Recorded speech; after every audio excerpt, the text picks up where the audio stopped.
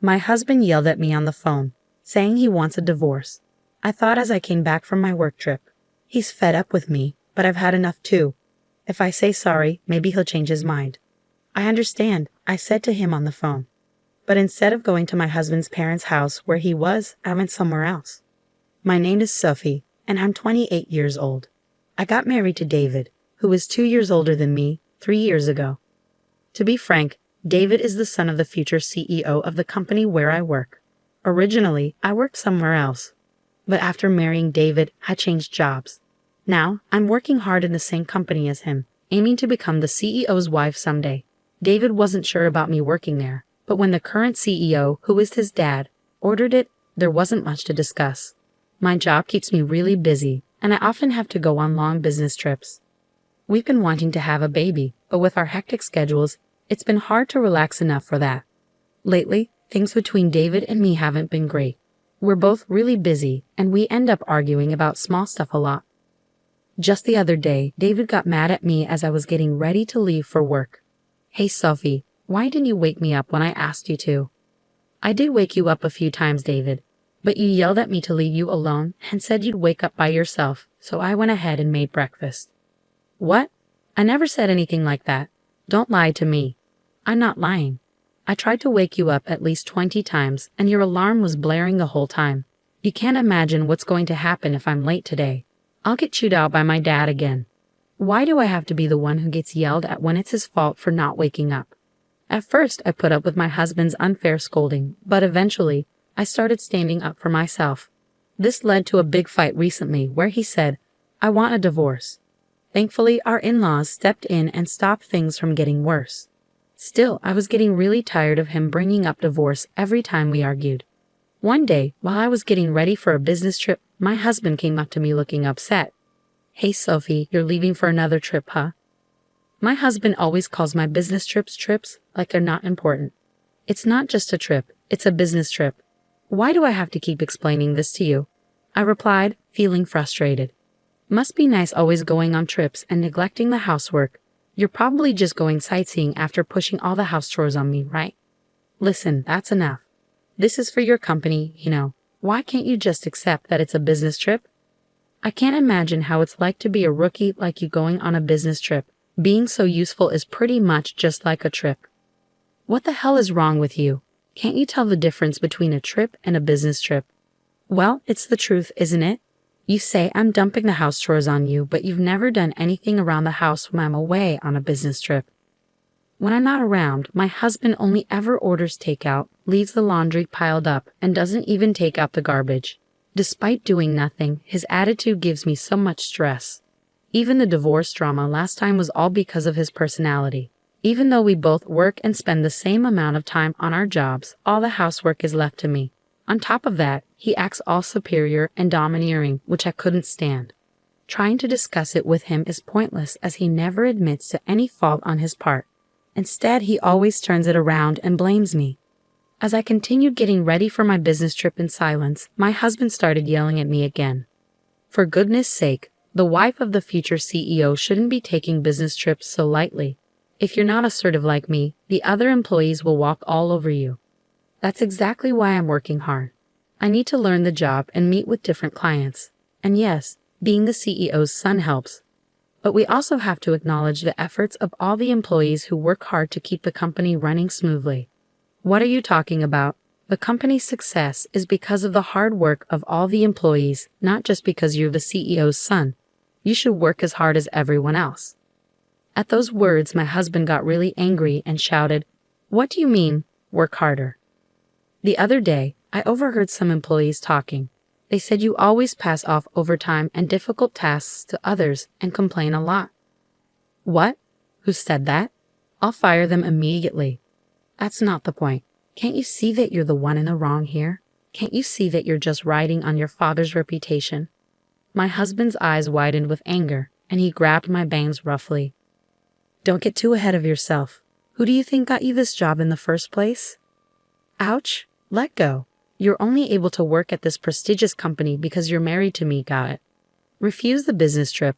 I won't allow you to neglect our home for some work trip. I've explained it many times. It's for my job. I can't just refuse. Shut up. Stop arguing back. You married me, so you should just listen quietly to what I say. Suddenly, his grip on my hair loosened, and I stumbled back onto the floor. If this argument keeps going, it might end up in another threat of divorce. I managed to push my husband out of the room and focused on getting ready for my business trip. When I come back, I'll have to deal with a week's worth of chores piled up by my husband. I bet the laundry will still be there, and the trash will be overflowing. Just thinking about it made me feel exhausted even before the trip.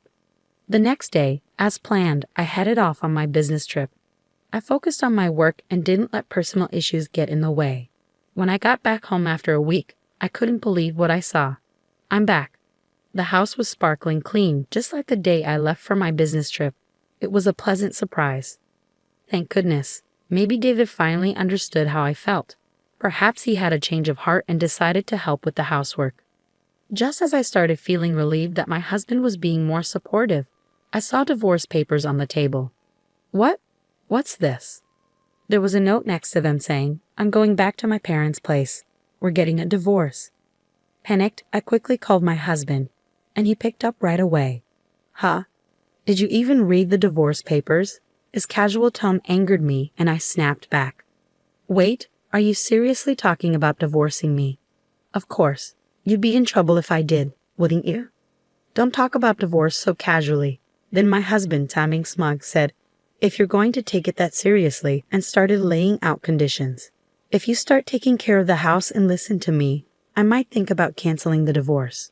But of course, no more trips." "What? Like you, it wasn't just a trip." "Huh? Are you talking back? If you are, then I'm divorcing you. You're such a nag." "A nag?"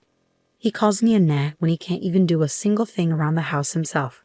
If he's up for it, so am I. Fine. If you don't want to get divorced, then come and apologize. Do you understand? Holding back my urge to argue, I replied calmly, "Okay, I understand. You should have listened to me from the beginning. Now come quickly." With that, he hung up. Instead of going to my in-laws' house where he was, I headed to City Hall. I submitted the divorce papers and they were accepted without any trouble. I was officially single again. 3 hours later, while I was packing up at home, my ex-husband came back with his mother, probably fed up with waiting for me. As soon as they saw me, they started hurling insults. "Hey, how long are you going to keep me waiting? That's right, you're a failure as a wife, yet you're out having fun. You should be taking care of David." "Taking care of? How old is David? He's older than me, isn't he?" I fired back, feeling frustrated. As I retorted, their brows furrowed in anger. "Shut up, stop being stubborn, and apologize quickly. We're really going through with the divorce. If anyone will be in trouble if we get divorced, it's you, Sophie. You could have been the wife of the next company president, and you're okay with acting this way? And you. If you divorce me, you won't be able to live in this luxurious lifestyle. Are you okay with that?" "Well, I never thought you were a good match for David in the first place, so I really don't care." At a loss for words, my ex-husband grinned devilishly. "Fine, this is your last chance. If you don't apologize now, we're getting a divorce. I'll even kick you out of the company. Decide quickly." At that moment, anger surged through me like a fireball. I had to make him understand the reality of the situation. "We're already divorced, you know." "What?" "Just as you wished. I've already submitted the divorce papers and they've been accepted, so I'm no longer your wife." "What?" Her ex-husband and mother-in-law stood there in shock. After a moment of silence, he finally spoke up. "What are you talking about? This must be a joke, right? You wouldn't?" "Why would I lie? If you don't believe me, you can check the records yourself." "No way." Suddenly, the mother-in-law, who had been listening, started to shout. "Wait, Sophie, what have you done? You've put divorce on David's record, our future CEO. It was your son who gave me the divorce papers first. All I did was submit them." "Stop making excuses. Cancel the divorce right now. Do you understand? I'm sorry, but once the divorce papers have been accepted, they can't be canceled. And I have no intention of canceling anyway." "What?" The mother-in-law was speechless, and the ex-husband just hung his head in defeat. Ignoring them, I continued, "I'm tired of being ridiculed every time I go on a business trip and having to juggle work and housework every day. As far as I'm concerned, you're nothing but a burden. So Sylvie, Calm down. Calm down. I'm perfectly calm. What's the point of being married if it's just a title? All you care about is yourself, isn't it? I didn't mean it like that. Do you realize you're losing your status as the CEO's wife? Are you okay with that? I didn't join your company to become the CEO's wife. I don't know how much you've been spoiled, but I didn't marry you to take care of you. Are you really willing to give up this lifestyle? If you just wait a little longer, you could become the CEO's wife. I absolutely refuse to keep being your caretaker. I'm not your mother. Just go and live your life on your own. With an intensity like never before, my husband was completely teary-eyed. His mother-in-law took her turn, stuttering out her final provocation. What if you divorce David? You'll also lose your job. And what if I do? What? I've already informed your father that I'll be quitting the company. What?